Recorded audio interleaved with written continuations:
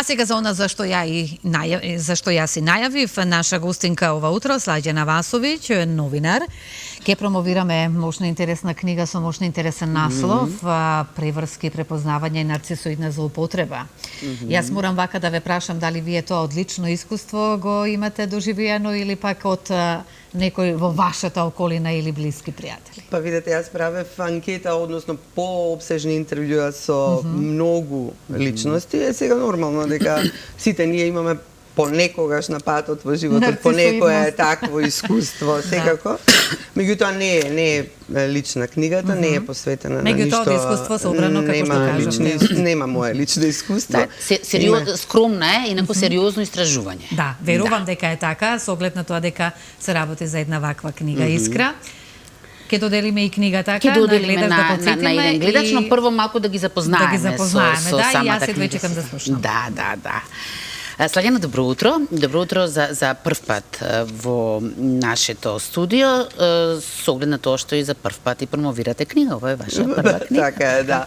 Добро утро и вам, ви благодарам на поканата. Добро утро и до вашите гледачи.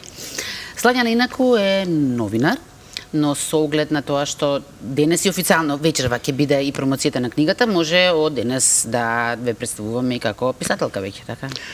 Ба, добро, јас сум малку Коса поскромна. црта писателка. Може и така, нели? Кој знае дали сум станала писателка, меѓутоа се надевам дека Епа, ова што го држам во рацете е доказ дека сте станале веќе писателка. Добро. Да. Јас ви започнала токму таму, сега како новинар не е ништо чудно да се напише и книга, така. Орудието, алатот, да речеме, е пишаниот збор, и кај писателот, и кај новинарот. Но, колку е поинаку тоа, самиот процес? Па поинаку, поубаво е, затоа што си одбирате една тема, овде конкретно одбрав тема која сакав и мислев дека е многу интересна и со која ќе придонесам нешто многу по мое некое скромно наоѓање.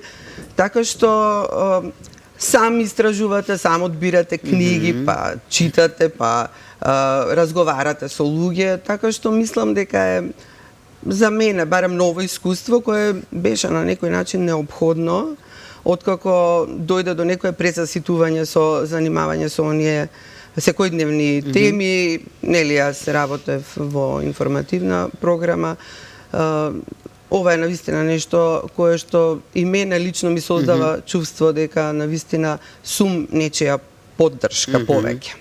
Да, нешто од кое што некои ќе имаат и тоа како голема корист, нели? Ќе ми се најдете. Па јас многу се надевам, искрено се надевам дека ќе бидам поддршка, помош за голем број луѓе кои го искусуваат ова навистина оваа тешка состојба, да ја наречам инаку злоупотреба се вели, меѓутоа тоа е еден тип емотивно насилство, односно психолошко насилство кое навистина често пати знае да биде потешко и од физичкото насилство. А јас не гледам дека и многу се прави на тема физичко насилство, така што јас мислам дека ова кога е невидливо, додатно треба да го направиме видливо. Да, искрено ви кажам, Слаѓана, кога и прв пат комунициравме, ова исто не знам дали состојба, дали проблематика, дали проблем, само тема, како да го крстам, нарцисоидност, е нешто за кое што не сме размислувале многу. И дури вие ми доловивте колку е суптилно токсична работа, може да се каже, така, колку е сериозна. Ајде да прво да започнеме од таму, зошто токму оваа тема? Па оваа тема затоа што мислам дека нема книга конкретно на македонски јазик кај нас, на нашиот пазар. Не е третирано досега, така? Не е третирана. По социјалните мрежи нешто многу скромно. Има, гледам, некои програми кои што се најавени од, не знам, коучеви или психолози или заедно наменети за одврзување од токсични врски и така натаму. Меѓутоа во светот, а веќе и на Балканов има повеќе материјали, има повеќе, се зборува, многу интервјуа се направени, многу книги. Јас овде не видов дека некаде е отворена таа тема и јас сакав да ја отворам во јавноста. Иако на психолозите и психијатрите им е многу позната. И сега може би тие и ја работат во својата пракса, не знам. Но мојата цел е да ги охрабрам жртвите, бидејќи сега јас се занимавам со нив, ја не можам да се занимавам со никакви пореметувања на личноста или со некоја длабока психологија, но сакам само Како да ги се помогне на да жртвите? ги охрабриме, бидејќи станува збор за такви односи, а можете сегде да ги сретнете, нели, и во партнерски, ама обично се мисли на партнерски, ама не е така.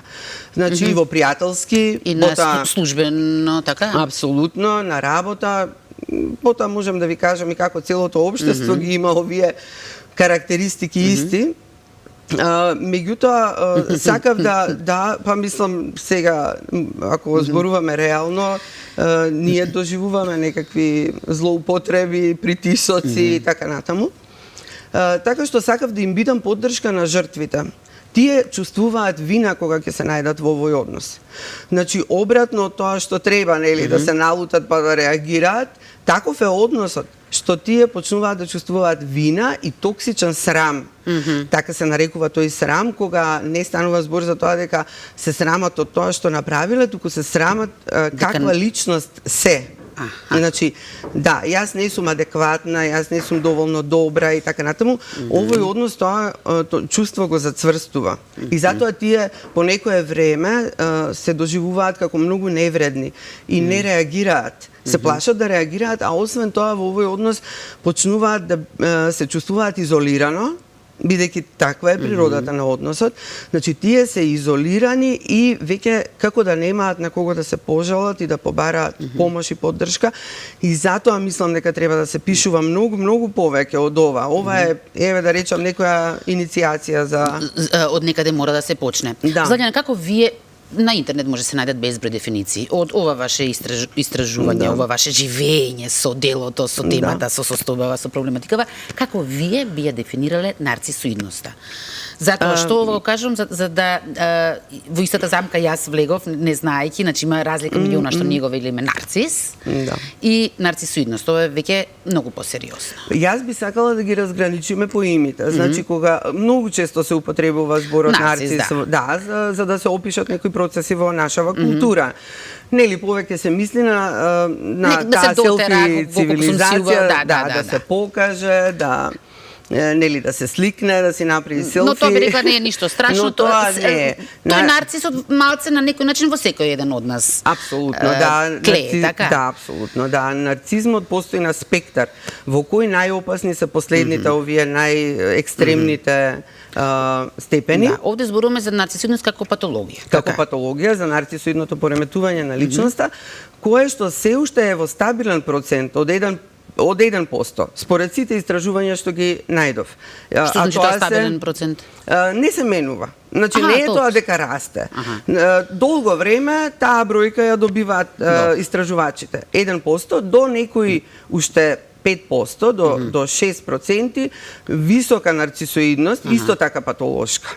Но не толку, да речеме, опасна, иако исто така многу опасна, и таа исто се третира во овој спектар за кој што зборуваме, кога зборуваме за тоа дека настанало насилство. Еден тип насилство. Или тоа се нарекува нарцисоидна злоупотреба, нарцисистик абјуз, нели, во светот го викаат. Меѓутоа, тоа де факто е тешко емоционално и физичко насилство кое доведува до промени кај жртвата. Значи, до траума, комплексна траума. Оти ова траумата, како ја викаат PTSD, кога настанува, кога, например, не знам, ќе доживее жртвата некоја сообраќајна несреќа и така натаму.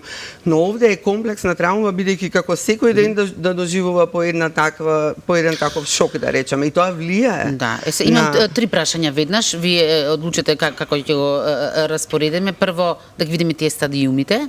Второ ми е како да се препознае, или можеби наједноставно како започнува се таа токсична врска, да речеме, како започнува? Па таа токсична врска има циклус. Значи, започнува многу така бајковито, со многу комплименти, со обсипување, со љубов, тие како ги викаат love bombing во Значи на пиедестал на некој начин ја издигнува жртвата, за потоа веднаш да ја Да, и потоа веднаш почнува, па не веднаш. Да, додека не се осигура. Додека не се осигура дека жртвата е падната во таа замка, кога веќе ќе се осигура дека е внатре во играта, почнува обезвреднување и тоа е шокантно обезвреднување со користење на некои негови тактики. Негови велам, ама и неизини може да бидат, бидејќи кога зборуваме да знаат гледачите, значи не зборуваме само за мажи, голем процент се и жени, така? По последните статистики дури и 30% се жени. Добро. Да. Значи, втората фаза е обезвреднување и тоа настапува со големи шокови за жртвата, неочекувани. Потполно не ги видела тие начини на однесување нели кај другата страна.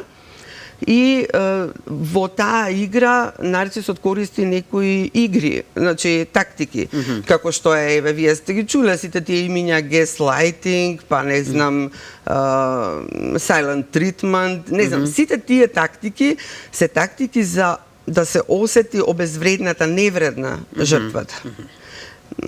Сега последната фаза, кога тоа многу Си игра со неа, значи. Си игра, ама тоа е многу опасна игра. Да. Ќе се распадне целата нејзина личност на некој начин. Затоа што видите тука има и подлабоки психолошки објаснувања кои јас нели со помош на мојата менторка и Да кажем дека и со психолог имате соработувано. Да.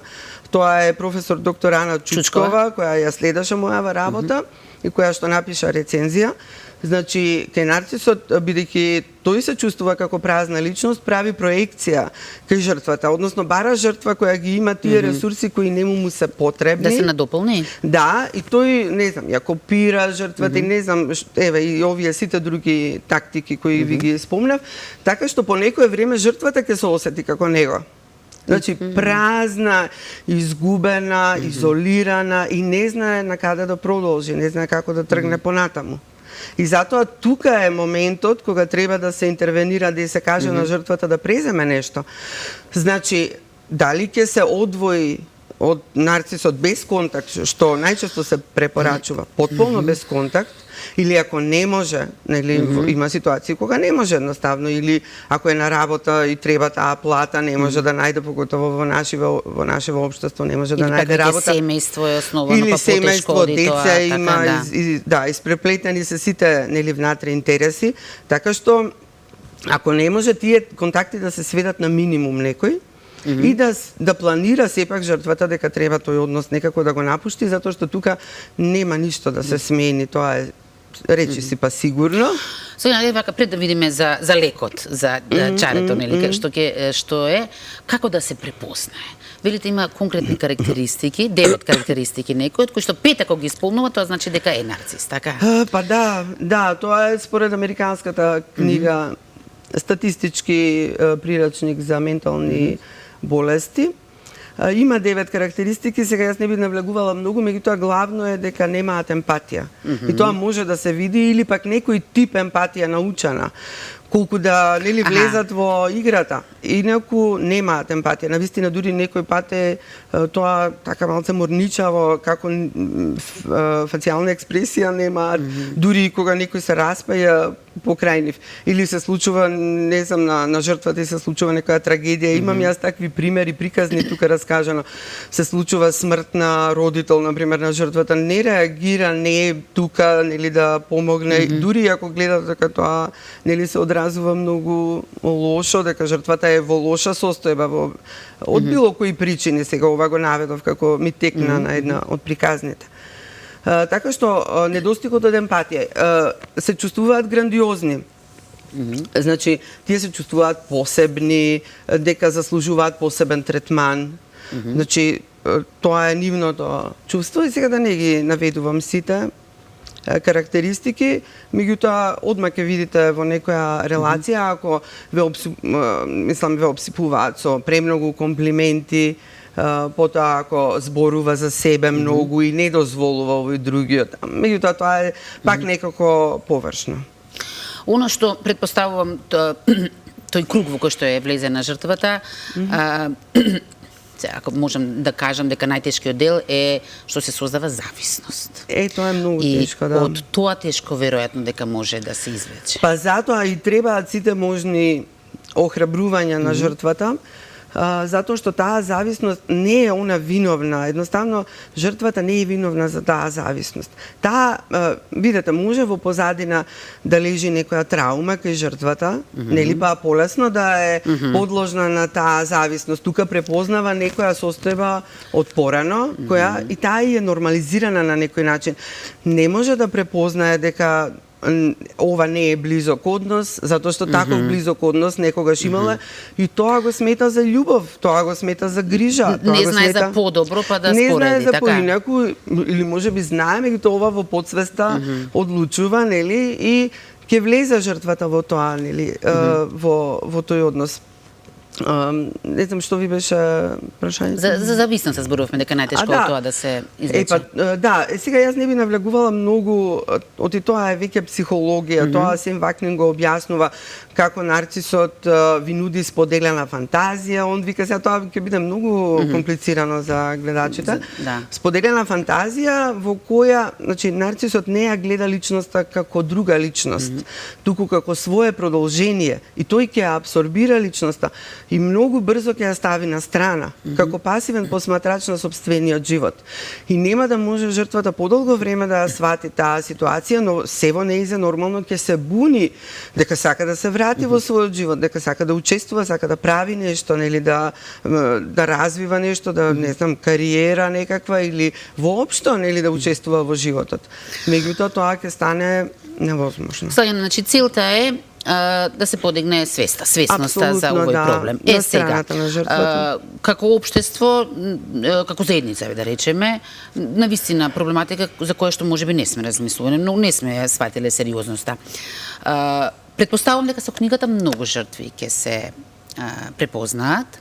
За ни велите, значи, спасот е одвојување. Да, еден од можните, инаку информирање пред себе рекла, и тоа обсежно информирање и барање на својата личност назад.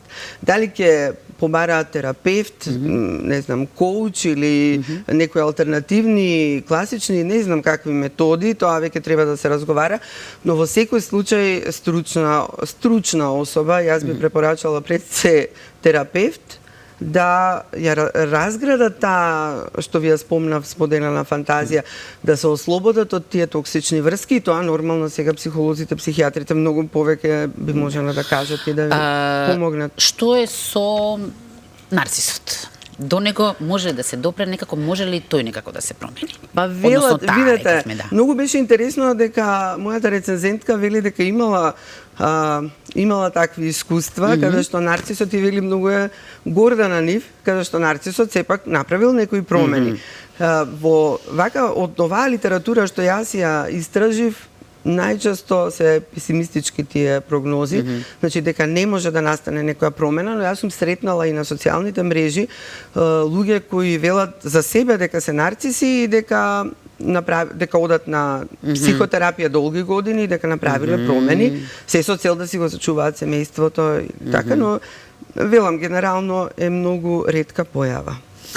Па мислам како за вовед во книгата сосема доволно за да можеме да вклучиме еден гледач или гледачка за да ја добие оваа книга, која што кога ќе имаме некого на линија, дајте ми знак, која што вечерва ќе има своја промоција. Да. Каде? Кога? Промоцијата е во 19 часот во кафе бар Среќа на 3-та македонска бригада во Скопје. Повелете дојдете, сите се поканети. Многу се радувам што неколку психијатри и психолози покажаа интерес да присуствуваат на промоцијата. Се надевам дека тука можеби ќе развиеме и некоја дискусија, да не држиме само предавања. Јас сакам, ете, тој новинарскиот порив во мене проработува. Сакам да и поставам некои прашања на мојата рецензентка, на драгата професорка Ана Чучкова. Ќе прочитаме што има и таа кажано за твојата книга, но да видиме гледач дали имаме на линија. Добро утро, повелете. Ало. Ало, добро утро. Добро утро. Поздрав многу до водителката и до гостинката. Благодариме. Дали слушавте за темата за која што зборувавме? Да. И дали сте размислувале некогаш на оваа тема нарцисоидност? Па, јас многу читам книги и размислувам. Да, многу ми се свиде темата. И затоа ви се јавив. Еднаш добив јас награда од кај вас. И многу сум благодарна. Добро. Се јавувам од Крушево. Книгава, имате ли можност некако од Скопје некој да ја... Не можам никако да ја земам. А некој од вашето семејство што ќе доаѓе навамо? Не, децата не ми се тука. Да ја испратиме тогаш книгата. Добро, тогаш вака ќе направиме. Адреса да Оставете вие вашите податоци во режија и телефонски број. Јас оставив телефон, да. До. Па тогаш ќе ве побара Сладјана, па ќе се договорите некако околу донесувањето на книгата. Може така? Затоа што и во Крушево треба да се чита книга, нели, убаво да стигне и до таму. Да. Ако има интерес, тоа е поважно за нас, нели, да стигне до рацете на некој што е заинтересиран. Јас сакам Сладјана овде застанавме кај рецензент, рече дека ќе биде во улога на рецензент Ана Чучкова, така да. Еве за да резимираме со незини стручни зборови како таа ја опишува книгата, односно како ја опишува и проблематиката. Вели насилство во кое не се гледаат модринки и рани на телото, но душата крвари. Така? Да, така доаѓа некако. Тоа може да се види на вистина. Еден од соговорниците ми напиша песна, кога го прашав како ти се чувствуваше, можеш ли да ми објасниш како се чувствуваше во тој брак кој сега го има напуштено. Меѓутоа човекот ми испрати песна и на вистина е таква песната. Мислам, покажува како му крвари. Крвари, така. Да, апсолутно. И вели ова насилство низ годините се смета за начин на однесување и не е казниво со закон. Дотаму не сме стигнати. Не сме, не.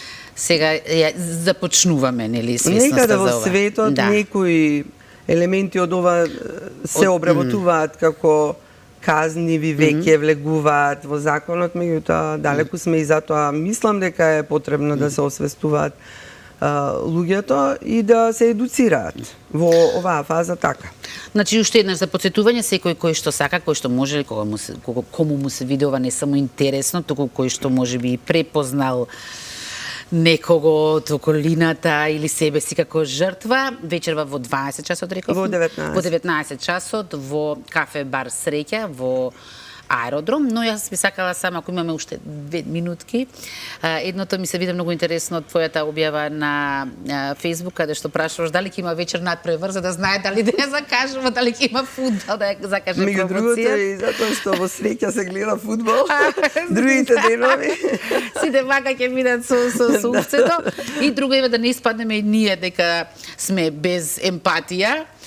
Еве да те прашам тебе, и тоа го имаше емотивно споделено, како го доживеа моментот кога твоето дело излезе од печат. Така, имало солзи, но мешани и радосници и со тага. Па не е во врска со самото излегување на книгата, бидејќи навикната сум јас така да завршам работата и толку со тоа, да биде, нели, фокусирана сум, да биде како што треба се и така. Меѓутоа не знам од каде, навистина, кога ја добив информацијата дека готова книгата, се расплакав за татко ми, кој што е починат веќе 28 години. Тој ми беше мене многу голема поддршка и така многу еден човек кој што беше изразито емпатичен, кој што беше голема поддршка за мене. Во овој момент ми недостасуваше многу, во тој момент кога слушнав за книгата ми недостасуваше едноставно. Посака може прво нему да му јавиш. Да, така некако некое чувство, значи не очекував од себе тоа, меѓутоа се случи така, се расплакав, па мислам дека дури во текот на 2 дена ми се случуваше така да одам растревожена. Видиш, мистерија сме си самите на себе, апсолутно, така? Да, апсолутно, да. Треба да мислиме, треба да работиме на себе. Духовниот развој, според мене, е нешто што едноставно мора да го следиме. Нема друго. Го ставаме во втор, некогаш и во трет план, па да, за жал. многу сме од материјалниот. Сладјана, ти го сакувам многу успех, уште еднаш честитки и што се вели да ти се множат. Благодарам многу, јас навистина се надавам.